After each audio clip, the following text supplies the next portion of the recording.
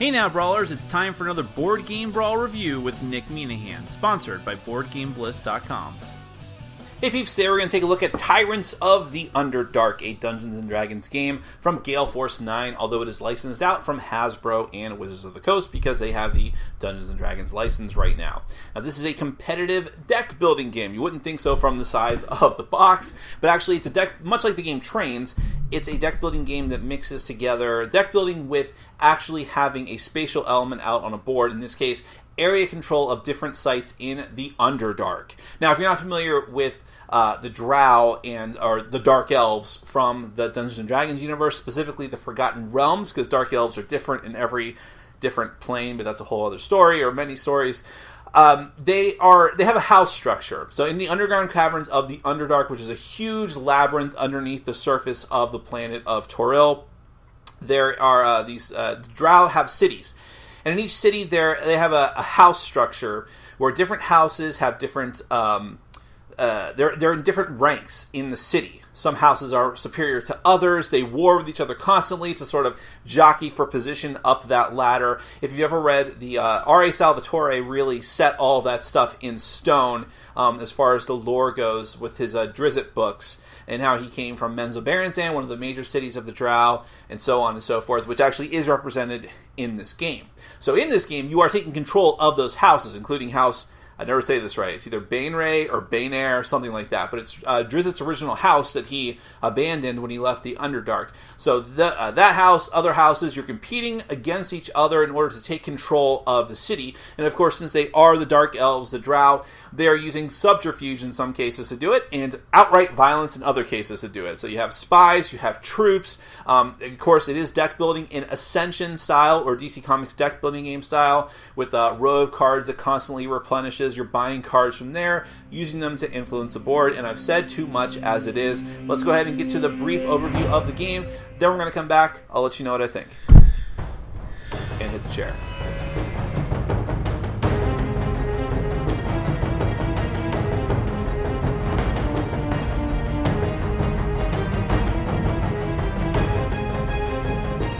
Tyrants of the Underdark is a competitive game for 2 to 4 players. The goal of the game is to have the most points by the end, which is triggered when either the market deck runs out or when a player puts out their last troop. You earn points by controlling locations at the end of the game, controlling powerful locations during the game, assassinating rival troops, and for cards you've purchased and promoted during the game. The first thing you'll do is lay out the game board. Depicted on it are the various sites you'll be warring over. Depending on the number of players, you'll only use some or all of the board, possibly ignoring the left and right sections that are cordoned off by dotted lines. Each of the sites has certain spaces that have crossed swords. These spaces get neutral white troop tokens. Major sites, depicted as large circles, get a special control token placed on them, which we'll get back to later. There's also a market board. Tyrants is a deck building game in the Ascension and DC Comics deck building game style. Players will use influence to buy cards from a randomized row of 6 cards that are drawn and placed from the market deck. These are collectively called minion cards. As one card gets bought, another immediately replaces it. The cards you purchase go into your discard pile and will be drawn again when you have to reshuffle and then draw. The difference is that before you start the game, you'll assemble the deck from 2 separate half decks, shuffling them together. You can pick between the Drow, who have easy to use and understand cards that are cheaper to buy, Dragons, which cost a lot to buy but are extremely powerful, Elementals, which have a special focus ability that rewards you with extra abilities for playing cards of the same aspect, and Demons, which, on top of the already demonic cards themselves, which require sacrifices to play, also force your opponents to take the deck-slowing insane outcasts. There are also Priestesses of Loth and House Guards, placed in stacks that you can always purchase from, and which give you influence and power, the game's 2 major currencies. Each player gets a house board and corresponding troops, spies, and an inner circle board. Everyone else gets the same starting deck of 7 nobles and 3 soldiers, which give you 1 influence and 1 power, respectively. Shuffle these and draw 5, which is what you'll always draw at the end of your turn, shuffling when necessary. Each player will place one of their troops out on a site as their starting point, and the game begins with whoever randomly has the first player token. Let me take a moment to explain presence. Presence is what enables you to affect sites on the board. To have presence, you must either have a troop or a spy at a site, or a troop at an adjacent route or site. On your turn, you will play cards from your hand in order to accrue the resources of influence and power, and then you may use it to perform actions, in any order, as many times as you can pay for. Influence will allow you to purchase cards from the marketplace by meeting their cost as described before. There are some standard abilities that every player can do on their turn as many times as they like, but there are many other abilities that are triggered only by cards.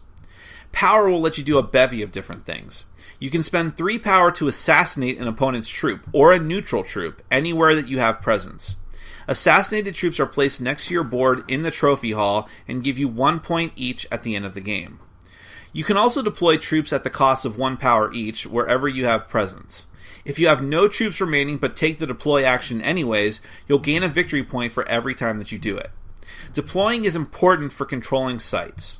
If you have more troops on a site than any other faction, including neutral troops, you have control. If you can maintain this control until the end of the game, you'll gain the printed victory point value of the site. You can get total control by taking every single space at a site and making sure there are no enemy spies present, and that'll give you a bonus 2 points at the end of the game. Control is also important for the major sites which have the control tokens. When you have normal control, you take the token on its normal side, which will give you an extra bonus influence every round. If you have total control, you flip that token to the other side, and it will increase your influence bonus and give you victory point chips once per round. You may also spend 3 power to return enemy spies to their owner's supply. Now let's talk about spies for a moment. Some card abilities will let you place them out onto the board. They don't take troop spots, but rather they just sit on a site.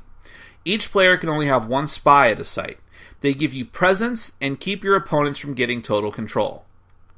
Other card abilities may let you move troops or supplant troops, which means assassinating them and then replacing them with one of your own.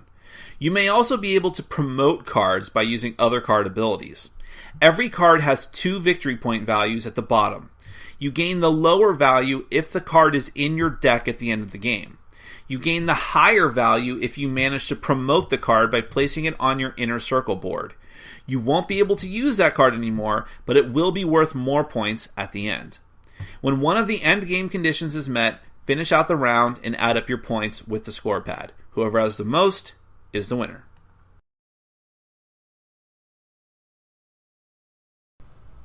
Tyrants of the Underdark is an excellent game. It is not without its faults, which we will get to, but overall I enjoyed it greatly. Now, I will probably mention this several times. The game that I can compare this to the most is Trains. Now, in some ways, it is drastically different. But as far as using deck building as a primary game mechanism, but then taking that in order to influence a board is the same. That's the thing that carries over. The big difference, and one of the reasons why, while Trains is sort of, I still like it, I still have it, but it's kind of fallen out of favor with me. The big reason for that is because I felt that the deck building, which was essentially just Dominion in a nutshell, was too dominant in that game. The board, it mattered, certainly, but it wasn't very exciting. It wasn't very intriguing. It just was what it was. It was almost to the point of being a gimmick in that game, especially since there were strategies that just had you buying victory point cards.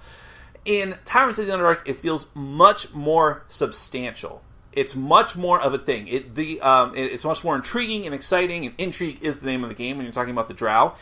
And jockeying for position of all these different sites, fighting, assassinating, putting out spies, felt like a much bigger deal in this game, and therefore I enjoyed it much more than I enjoyed Trains. Time will tell, of course, whether it will stay fresh and new in my mind, or if it will end up like Trains at some point, but for now it feels like a more substantial game.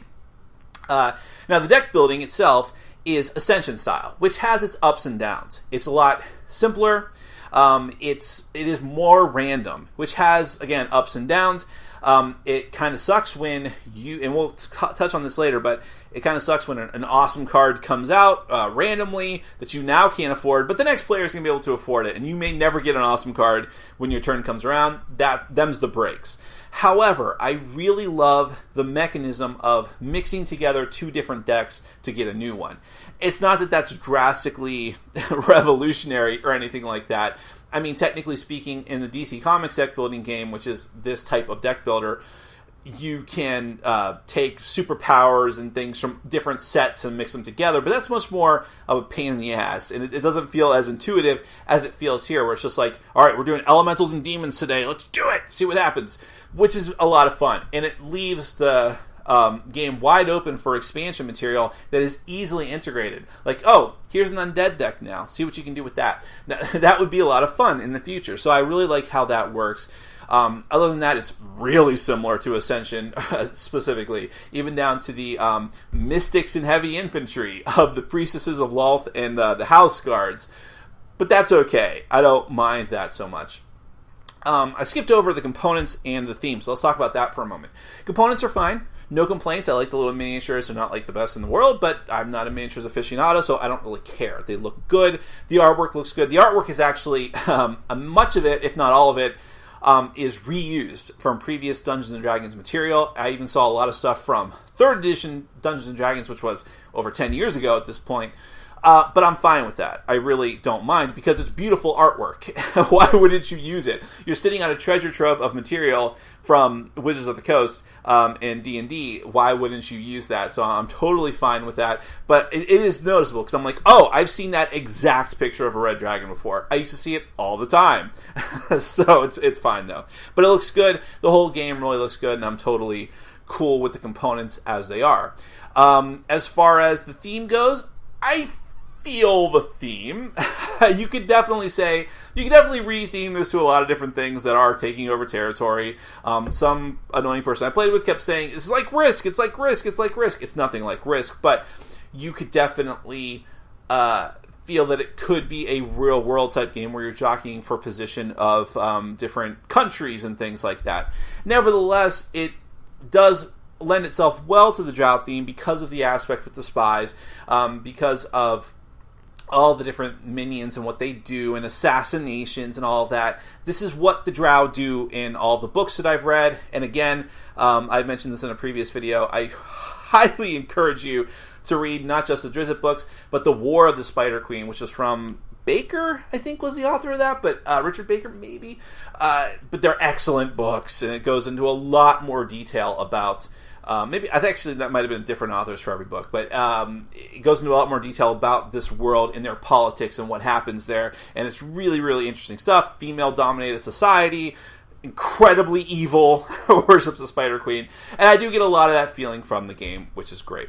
Back to the mechanisms, there's a lot of really cool stuff here aside from the deck building. The idea of presence, which is just like how you affect areas, but how important it is to the game, as well as how you can go for control of these different areas. It's definitely an area control game, but it's even more pronounced because you get increasing bonuses for getting the major sites, and how you can supplant troops. The effect that your spies have on different areas is very interesting, and it lends itself to different strategies, because now you could just say, I'm going full bore, put out as many troops as I can, take over as many sites as I can, in just a very direct method. Deploy, assassinate whenever possible. And you're encouraged to do those types of things, and everyone's going to do a little bit of that. But you can also have a spy strategy where you're just spying and supplanting and really going behind enemy lines. It's a little more difficult to pull that off, but it's very cool that you can. Now, faults with the game. I do feel that this is a very brutal game. It can easily lend itself to one person getting so far ahead that it may not be a huge substantial lead, but once you get that far ahead, you're going to stay that way because it is a rich gets richer type game. Once you get control of major sites and you're getting those bonuses, even if you don't have total control, getting just one or two more influence every round is huge, because some of the cards that you can buy from the market are way better than other cards. It's just a fact. So if you end up with 6 on one round, which is enough to get you that awesome card, that's going to make a huge difference for you, where you can like assassinate multiple things per turn or deploy multiple troops per turn, whereas other people are sort of spinning their wheels, not doing much every round. That's going to give you a huge advantage, and by taking control of sites and getting increasing bonuses, that increases those advantages. So it can feel a little overwhelming if you end up as being one of the people that it has fallen behind in that regard, even though there's still things you can do, and you can. No game of this that I played was like so out of whack that someone just ended up with like nothing, but it was still like, 20 points between the leader and the person in the back, which in this game is kind of significant, even though there's many different things that you can do. So it can definitely feel like the power creep level for some players as opposed to others can get out of whack.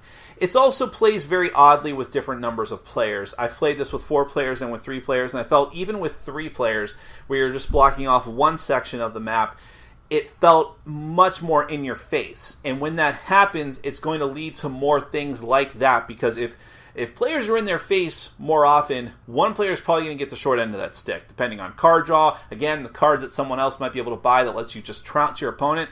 If they really want a site, they're going to take that site, and that puts you out because now you've lost valuable troops, and the effort you've made to put troops and spies out feels like it was all for naught. Whereas when you play with 4 players, it feels, even though it's not a huge difference, and again, the game does scale well, or supposed to scale well, it does feel a little more wide open, and it's just a different experience. Now, there's nothing stopping you from placing your starting troop right in your opponent's grill, but like, hey neighbor, but it's not as encouraged to do that, because ultimately you need to do something to mess up your opponent, but you don't have to be right on them to do it. You can take over your own little swath of territory and then use spies and other special ability cards that have drastically different abilities to try and mess up your opponent anyways and keep them from getting their bonuses every turn, for example. And I really like that you can do that kind of stuff. So, not a perfect game. I would have to play it 20 more times to see how well balanced it is. It feels a little out of whack at this point. However, the theme, the deck building aspects, the very innovative, in some ways, area control aspects, all led me to really enjoy this. I didn't even mention I really like the Inner Circle board as well. It's a great way to get cards out of your deck, and a great, do I keep using this card, knowing I won't get 5 more points potentially for it at the end of the game because I'm not willing to put it into my Inner Circle. Love that idea too. That feels fresh and new to deck building. I'd like to see more of that or something akin to that in other games. So for all of those different reasons, I really do recommend this game. I think if you like area control and you like deck building, it's definitely at least a solid try, and you might consider purchasing it as well, especially if you love D&D lore, because it does feel like there's substantial amounts of that lore that have seeped into the game. That is Tyrants of the Underdark from Gale Force 9. I highly recommend it. Thanks for watching. Follow us on Facebook, Twitter, and Patreon. And make sure to check out our sponsor, Board Game Bliss, where you can find an amazing selection of games from around the world. BoardGameBliss.com. Thanks for your support.